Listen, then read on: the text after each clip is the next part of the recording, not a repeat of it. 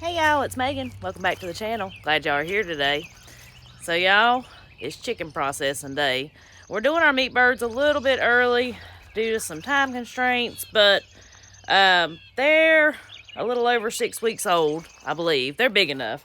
I've been down there picking them up, and after I've been doing it this long, I can tell pretty much by picking them up. But it's about 10 minutes till 6, and I've got to get the scalding mat set up and lit and everything. And we gotta get this day started.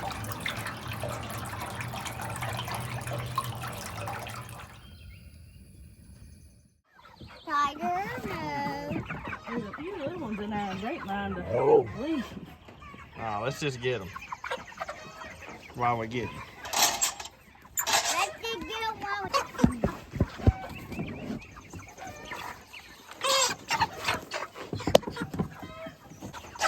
In there for all around. There's one of them in the bed there.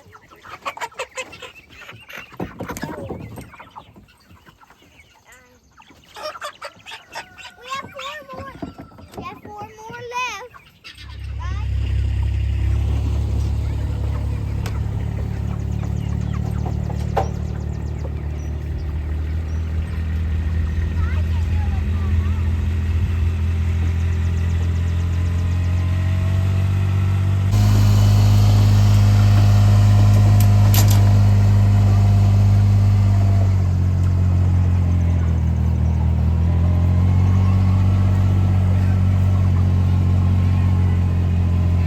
We're still waiting on the water to heat up, and I thought I'd take this time to show you what we're using, because from our last videos of processing chickens, we get a ton of questions wanting to know about our scalder, our plucker, and all that good stuff. Right here's our kill combs. They're set up on a rack. We just move it out here and put buckets under to catch the blood. They're little giant kill combs. And then I just use this trailer with the sideboards on it to catch the chickens. So this is our scalder. It's a Featherman scalder, and it automatically regulates the temperature and all that good stuff. However, keep in mind that our plucker and our scalder are old. So we bought these used, and we've had an issue with the scalder. The pallet light won't stay lit. So it got about halfway up to temperature this morning, and we can't get that pallet light lit back. And that pallet light has to stay lit in order to keep the bar hot for the gas valve to stay open. So, and also, a little tip of advice: if you're using a Featherman scalder, you have got to have a full tank of propane, or it won't light. really? Yeah. I If didn't it's know half that. full, like, or if it's a little light, like if it's pretty light, it won't light it. I didn't know that. Yeah, run into that before too. But it's amazing when it works, like, because it Oh, automatically it's regulates the wonderful. temperature and everything. But, and like I said, this is the first time that we've kind of had to just do otherwise. So we've got our old scalding pot out here, and we're going to just do it that way. This thing doesn't take near as long to heat up as that does, but you're not heating near as much water either. And most likely before we're done, we may have to add water back to this. Like I said, that's a Featherman scalder. I guess we're going to have to do some work to it. I'm not sure if there's something blocking the valve, if there's a spider web in there, or what it is. But anyways, something ain't quite right with it, because that pilot light won't stay lit. So, on to the plucker. This is a Featherman plucker, and I'm pretty sure you said it's the smaller version. One that's bigger. They make one that's bigger than this one. This one is sort of troublesome with turkeys. If you're doing turkeys, you know, like one turkey at a time is all you're going to do in this thing. Yeah, and you have to cut their feet off before you put them in the plucker. But it does do the job. It's just, I wouldn't want to do like 50 turkeys with it or anything. But when we do just a few for Thanksgiving, it does the job. But it does great for chickens. We can do about 3 or 4 chickens at a time in that plucker, and no problems at all. Be sure to check in your county before, if you're not ready to make this investment, because I mean, this is It's a big investment. It's We a bought big- it. it's a We big bought it investment. used, and it was still a big investment. So if you're not ready for that, I mean, we've used the smaller. I think the one we had was like a kitcheneer, plucker, and that worked fine. We could only just do 2 chickens at a time, and at the time we were processing like 250 a year, and it just wasn't fast enough. Now at the level we're at now, it would have been just fine. It probably would have been fine, but just keep that in mind, because we were renting from our county. They have a mobile chicken processing unit, or poultry processing unit. So check with your county extension. Your county may do that too. Cause many counties do that, and even if your county don't, a local county near you might, because people come from all over the state actually to rent rent the one from our county. So just check around. That's right. Before you know, if it's your first time doing meat chickens and you ain't ready to drop a ton of money, or and you just want to try it and see how you like it, you may never do it again, or you may love it. That's a good way to try it out, because it's a lot cheaper. Exactly. Just to rent it. But the only thing is, you got to do it on their schedule. You got to do it on their schedule, not yours. So. That was our biggest thing back when we were doing a whole lot more chickens than we are now. We never could get it when we wanted it. We had to plan our chickens around when the chicken processing unit was available. So that made it sort of tough for us. So we decided to bite the bullet and invest in our own stuff. All right. So after you've got the chicken, what do you call it? Dispatched. Is that the proper term? Take them over here to not your boiling water, but your scalding water. And I'm keeping it right at 150. You get much cooler than that, it'll still scald, but it's a very slow scald. If you get much hotter than that, it'll be an extremely fast scald, and you're more than likely going to tear the skin when you put it in the plucker. So I just dip them a few times, and the tips of your wings are the feathers that's usually the hardest to pull out, and then the tail feathers. Once the tail feathers and the tips of the wings pull out easy, that's when you know they're ready to go into the plucker. And yes, if anybody's wondering, I should be wearing a heat-resistant glove. However, if you keep your hands up out of the water, you will not get burnt. Pay attention to what you're doing. But if you do want to scald the feet, you probably do need a heat-resistant glove so you can get the feet clean as well. So once I get 3 into the plucker, this plucker here does great with 3 chickens. It's not too many and it's not too little. We found if you've only got like 1 chicken or something in this, you're tending to break a leg. So it bounces them around too bad. 3 chickens works great in this plucker. Turn it on and make sure to keep water running on the chickens while you're plucking. This helps to keep the feathers off, keeps everything lubricated so it don't tear their skin.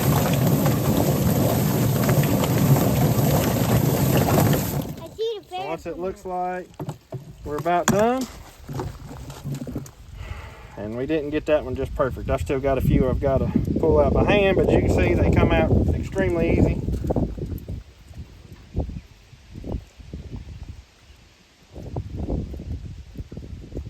And that one, ready to go to the gutting table. But yeah, this plucker's the ticket. I've plucked many chickens by hand, but if you can get your hand on a plucker, that's the way to go. Absolutely. I mean, even the little like yard bird style pluckers work great, because I mean, anything's better than plucking by hand. I might have just should have left them run a little bit longer. I didn't get enough off of them.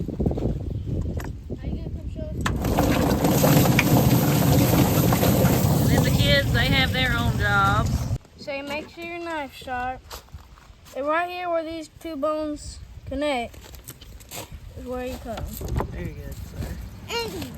But it's okay if you just cut a little bit off the bone.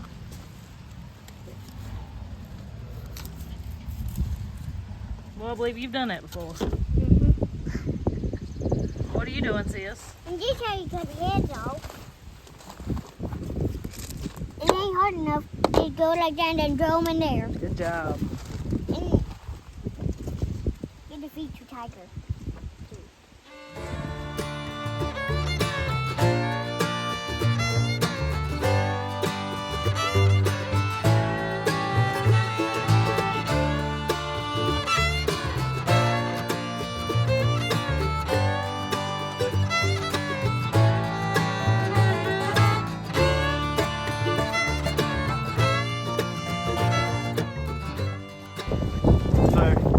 one thing, if you want to make this whole process easy on yourself, constantly keep everything wet and washed off, because, well, you can see now, this blood's been on here for like 5 minutes. And look at that. But if you constantly keep everything wet and wash down, sprayed off, your cleanup at the end is going to be so much easier. Same thing with the plucker. After I pluck chickens, one round, I'll go through and wash that thing off real quick and go get my next chickens. And We learned the hard way, didn't we? yes, and doing that makes cleanup at the end way easier than if you were to just let everything stay dirty and try to clean it all up at the very end.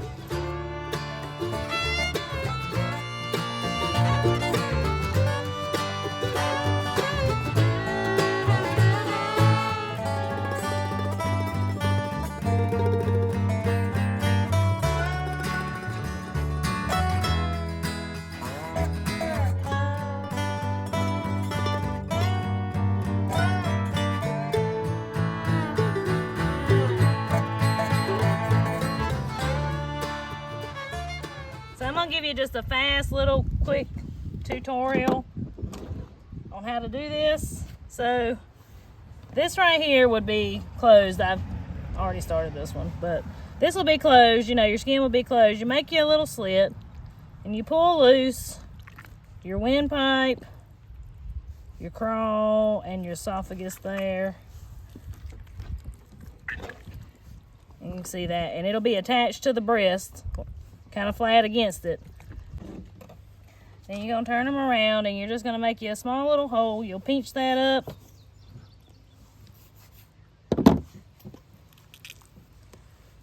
And then you just kind of start slowly scooping out the insides.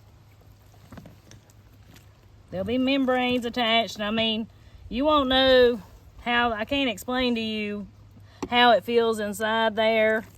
It's kind of a hands-on learning. But you just slowly scoop everything out. And you can watch here, the crawl will come out. I try to keep the GI tract all in one piece. And so there it is. That's one part we do. I try not to break, because it decreases your contamination risk if you're in here not cutting up intestines and everything else.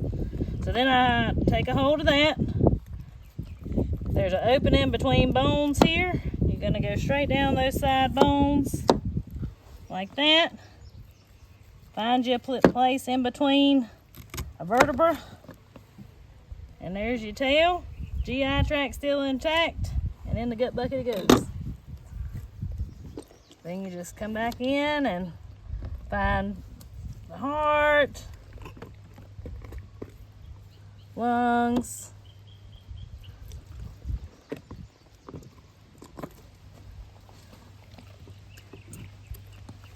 the windpipe, and that's pretty clean inside of there. You can tell I've done a few of those. Done a bunch by yourself too, haven't you? Yeah. Let me get a lines. Hold on, baby. So Maggie's then, over here working on one too. So then I just come up here and I cut that long neck off. You can use that to make chicken broth and stuff, but I don't have a lot of freezer space, so I don't keep too many of them. And then a little trick that we learned years ago from a Joel Salatin video that makes them package so much easier is, you see this little flap of skin here? Put you a little slit in there. You're gonna take your legs and you're gonna tuck them in there just pretty as you ever seen. Like that right there. And do the same thing on the other side. Now, it don't always work. Sometimes that little skin and stuff will rip, but for the most part it works good. You just tuck that in, and he's ready to be washed off and put in the ice water. That's good. Get the one. So tell me about this apron you've got on. Oh, so a year or two ago, I can't remember now, Farmers Defense reached out to us.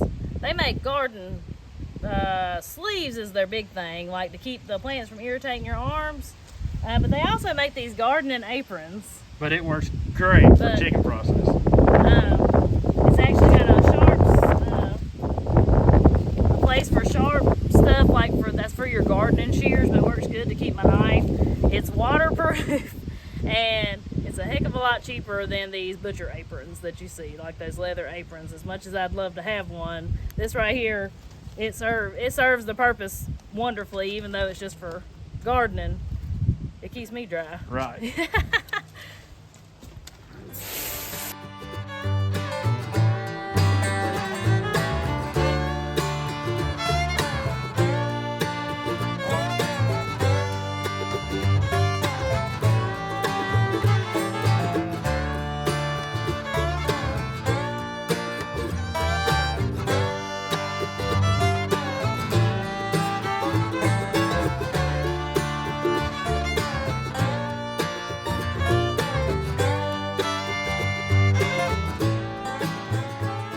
So one good quick tip here, as we said before, keeping things clean while you're doing this process makes your life so much easier, and makes your life much easier when it comes time to clean up. Like, look at our buckets right here. Look at our cones and our buckets. And all I've done the whole time is keep everything sprayed off. And literally when we got done, I sprayed it off again and they're good to go. And the next thing is, you know, you're dealing with raw meat, so you do want to keep things pretty clean at the best you can. And your main goal is from the time that chicken's dispatched to the time you've got it gutted, you want to make that process as quick as possible and get it into the ice water. You know, like I said, once again, you're dealing with raw meat, so you have to keep that in mind. And I think something that you may not even think about would be the mess you're going to make on the ground. So you want to do this somewhere where you've either got concrete or good gravel or maybe even some good grass, because you're dealing with a lot of water and you'll get muddy quick.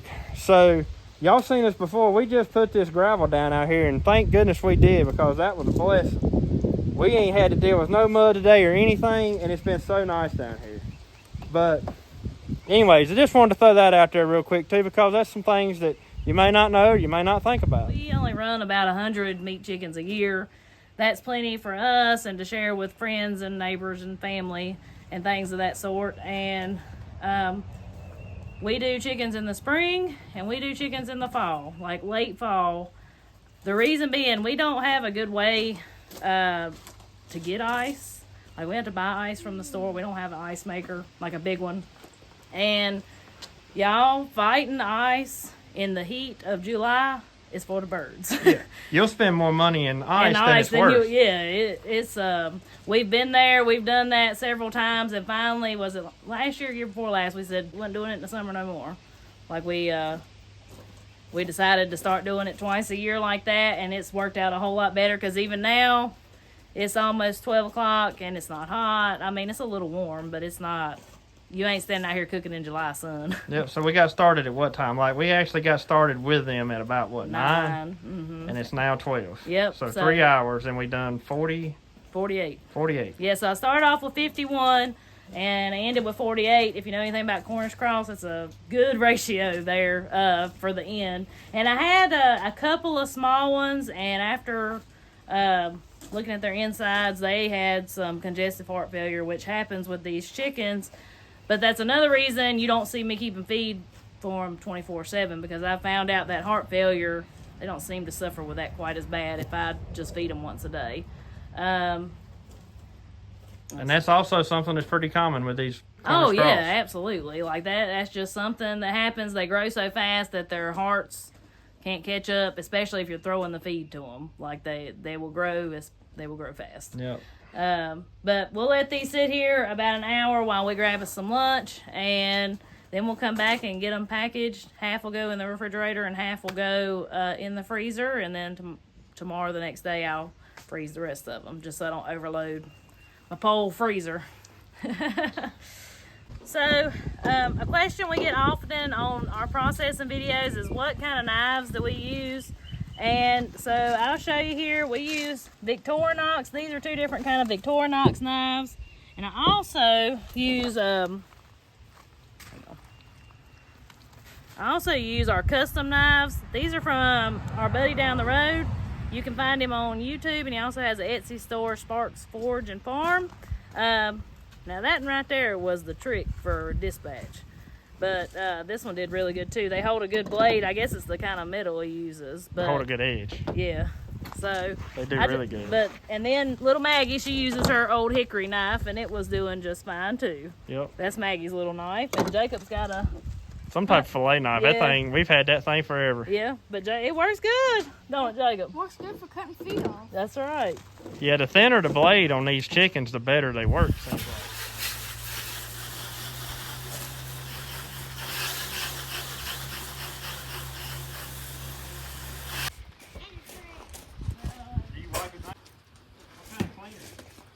Bleach and water. Why? To the house. It's right there.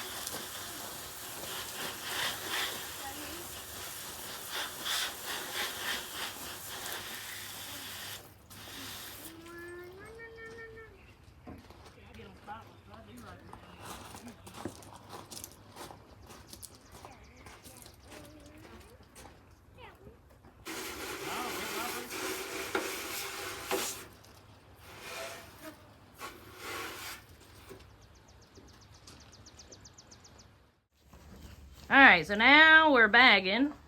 The ones that are big and, you know, got really pretty breast on them, we're keeping those also to cut up. So we'll have nice breast.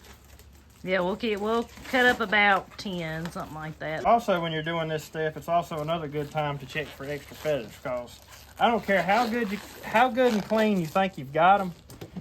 When you pull them out of that water, you always see more. Not on every chicken, but so make sure you put them in neck down in these bags, and these are heat shrink bags. Then we use the bags that have the straw. You put the straw in the center of the chicken. Pull everything up good and tight around it. Pull that zip tie tight. Leave the straw in there. And you want your water about 180 degrees. Yeah, ours is running about 100, right at 180 right now. And then you just give them a quick dip. Everything seats tight around that chicken. Look how pretty that is. Then you go over here and pull the straw out. Pull that zip tie tight the rest of the way, and there you go. I've had chickens that have got lost in the bottom of the chest freezer that I know, or at least I think the oldest one I did, I think it was probably 2 years old or close to it, and no freezer burn or anything. And that's the same brand of bags. I think the brand is like More Pack or something like that. I found them on Amazon several years back. We tried some of the other popular brands. We weren't fond of them, so we were trying different things. And I found these on Amazon, so I'll be sure to link those if you want to give them a try. But they have worked the best for us. And like I said, I ate a 2-year-old chicken that had been in the bottom of the deep freezer and not one bit of frostbite. It was still just as pretty as ever. Jacob's been hauling them up there for us. He's taking them up to the freezer. Megan's been up there packing them in the freezer.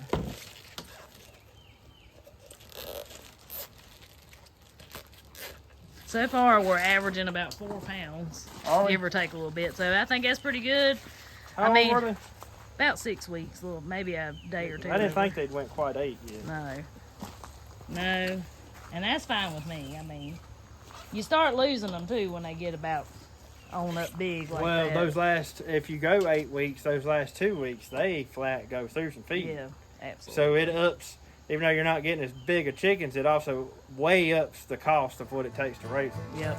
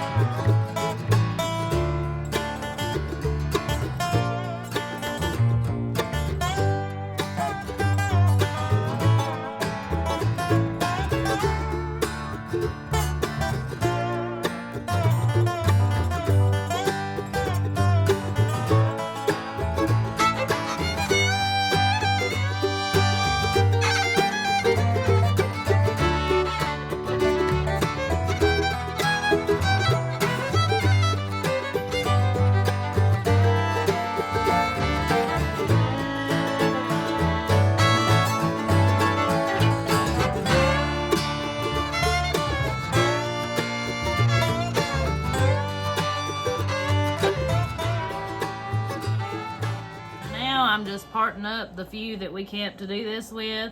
And we'll vacuum seal these with our regular vacuum sealer and freeze them. It's pretty nice. I don't do this to all the chickens. Most of them we keep whole because it does. I'm not very good at it. I'm not gonna lie. Like it takes me a while because I have to sit here and do it this way. But it's nice, you know, if you want to grab some chicken legs to fry or some breasts to throw on the grill or something. You know, it's nice to have a and few. chicken wings to put on the grill. Oh yeah, and the chicken wings. Yeah, that's nice too. And so we do cut up just a few of them. All right, well, while you do this, I guess I'm got to go take care of a bush hogging job. And I'll be back in probably a couple hours. Well, I've got back from my bush hogging job, and I'm actually fixing supper tonight. Well, part of the way fixing supper. So, we're having baked beans with hot dogs cut up in them, and I'm fixing to fry some potatoes.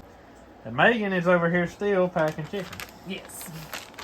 Make your own convenience foods. It just took us all day, and I still have a few more to cut up, but Well, this is in amongst doing chores and milking and everything else. Well, yeah, but I'm just saying, like, this will, even though this took us all day, it'll be very nice just to run to the freezer and grab a pack of whatever you want. Right.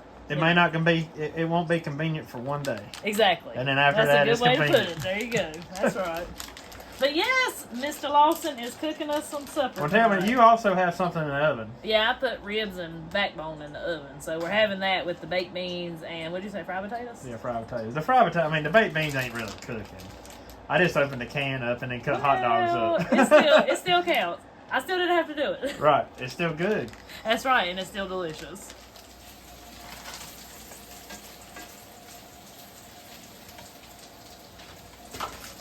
Mama, there's a song. So you write this says on this one? Yeah, you write 24. Because that's the year.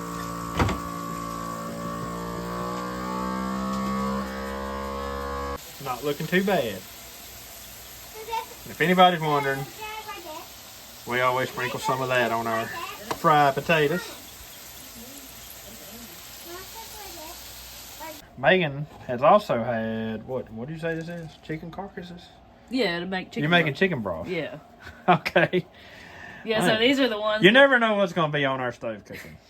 Well, these are the ones where I was parting them out. I didn't want to just throw them out without getting the yummy goodness off of them. I so got you. It's probably a good thing I'm not they're making broth. responsible for doing that because I just throw all this stuff away. And think about it later. And think about it later, oh man, I should have done that. Yeah, I'll just let that cook till sometime tonight, and then I'll do something with it. Well, there's our fried potatoes. And can you believe these were made out of last year's potatoes, or potatoes we got up last year?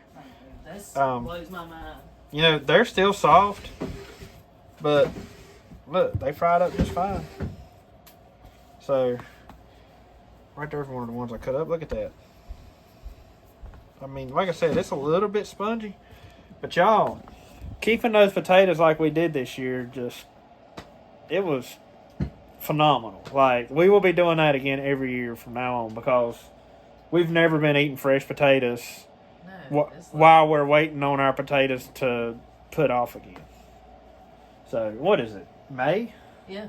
Yeah, it's May now, and we're still eating potatoes from last fall. From August. From August. I'm pretty sure we got it up in August, the end of August. That's amazing. Well, you made a fine looking supper, sir. I ain't responsible for all of it. Bushes is responsible for the beans. Jesse Jones is responsible for the hot dogs. We did grow the taters and the meat. You done the meat. So, Hey, it helped me out a whole lot, though. yeah, it's been a long time since I've had baked beans fixed this way, so I'm actually pretty excited about it. I'm not ashamed to admit it. Well, But about give out. I know you Yeah. are too. me too. About give out. We've got about 6 more chickens to part up and pack and put up, so we're going to get us some supper, eat, and get that done. But anyways, guys, I hope y'all really enjoyed today's video. Something a little different, but that's just... That's what we're doing today. Yep, that's what we were doing today. And anyways, till we see y'all on the next one. Y'all have a good one.